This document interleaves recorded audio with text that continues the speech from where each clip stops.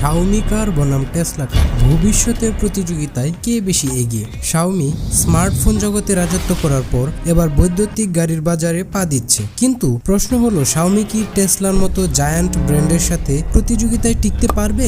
টেকনোলজির দিক থেকে বিবেচনা করলে টেসলা বর্তমানে ইভি ইন্ডাস্ট্রির লিডার, উন্নত ব্যাটারি টেকনোলজি ও স্বয়ংক্রিয় ড্রাইভিং এর জন্য। কিন্তু শাওমি তাদের প্রথম বৈদ্যুতিক গাড়িতে এআই এবং স্মার্ট ইকোসিস্টেম ইন্টিগ্রেট করার পরিকল্পনা করছে। আবার দামের দিক থেকে বিবেচনা করলে টেসলার গাড়ির দাম অনেক বেশি। অন্যদিকে শাওমি স্মার্টফোনের মতোই সাশ্রয়ী দামে ইলেকট্রিক ভেহিকেল তৈরির টার্গেট নিয়েছে। টেসলা রয়েছে দীর্ঘ সময়ের অভিজ্ঞতা, কিন্তু শাওমি দ্রুত ইকোসিস্টেম এবং ব্যবহারকারীদের চাহিদা মেটানোর দিকে বেশি প্রায়োরিটি দিচ্ছে। তাহলে কি শাওমি সত্যিই টেসলার সাথে পাল্লা দিতে পারবে? এটা সময়ই বলে দিবে। তবে একটি বিষয় নিশ্চিত, বাজারে প্রতিযোগিতা জমজমাট হতে চলেছে। আপনি কাকে সাপোর্ট করছেন, শাওমি নাকি টেসলা? কমেন্টে জানান।